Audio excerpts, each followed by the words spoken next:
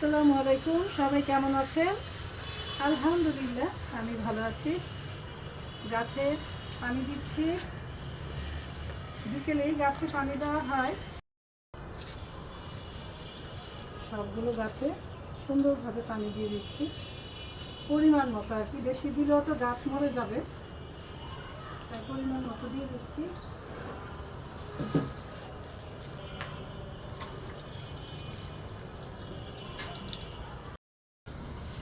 মাশাআল্লাহ, এই যে দেখেন টমেটোগুলো কি সুন্দর বড় হচ্ছে। আমি কয়েকটা টমেটো গাছ লাগিয়েছি, সবগুলোতেই টমেটো ধরেছে। এই শাকগুলো আবার বড় হয়ে গেছে, এখন চেয়ারে বসে বসে তুলি। হ্যাঁ, অনেকগুলো তোলা যাবে। বলের মধ্যে কলমি শাক লাগিয়েছিলাম, এখন তুলে নিব। আর কয়েকটা হেলেঞ্চা শাকও তুলে নিয়েছি। আমি দেখেন ছোট্ট একটা বলে কলমি শাক করেছি। ছাদে লাগালে সব কিছুই হয়। এই যে কি সুন্দর পাতা, ফ্রেশ ফ্রেশ পাতাগুলো শুধু আমি এইভাবে উপর থেকে কিছু তুলে নিব। কি সুন্দর হয়েছে। এই তো শাকগুলো তুলে বেছে নিলাম, দুইটা মিলিয়ে একটা শাক হয়ে যাবে। এই যে দেখেন উনি কোথায় বসে আছে। এই তো চলে এসেছি আমার রান্নাঘরে। মাছ রান্না করব, টমেটো দিয়ে মাছের ঝোল করব। মাছটা ভেজে নেব।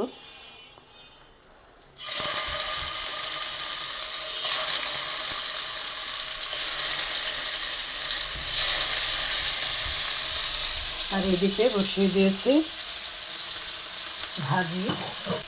মূলা, আলু আর গাজর দিয়ে একটা ভাজি করলাম।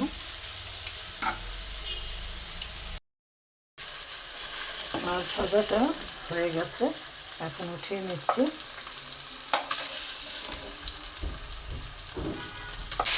মাছ ভাজা তেলের মধ্যে পেঁয়াজ, কাঁচামরিচ আর টমেটো দিয়ে দিলাম, একটু ভেজে নিই। এখন আদা রসুনের পেস্ট, জিরে ফাঁকি, শুকনো মরিচের ফাঁকি, হলুদ ফাঁকি, ধনিয়া ফাঁকি আর দিয়ে দিচ্ছি লবণ।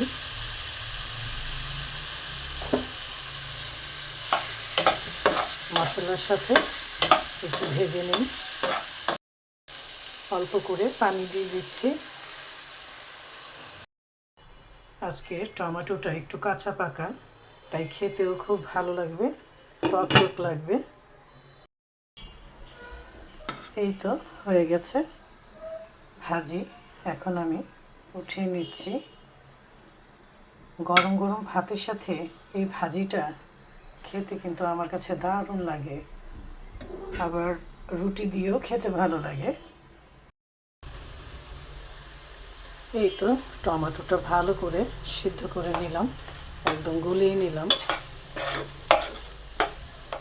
এখন মাছটা দিয়ে দিচ্ছি।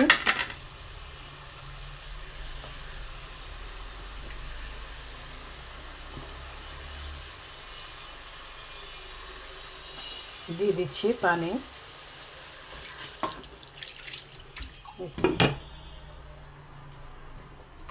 এই তো ভাজিটা হয়ে গেল, আর গরম গরম ভাতও রান্না করে ফেলেছি।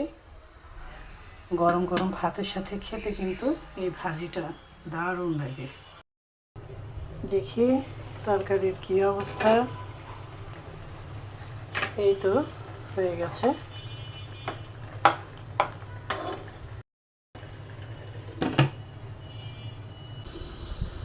এই পাতাগুলো কিন্তু আমি ফেলবো না, এগুলো গাছের মধ্যে দিয়ে দিব, জৈব সার হয়ে যাবে। সবাই ভালো থাকবেন, সুস্থ থাকবেন, আর ছাদ বাগানে বেশি বেশি গাছ লাগাবেন। গাছ লাগালে ফলন অবশ্যই পাবেন। আজকে তবে আসি, আল্লাহ হাফেজ।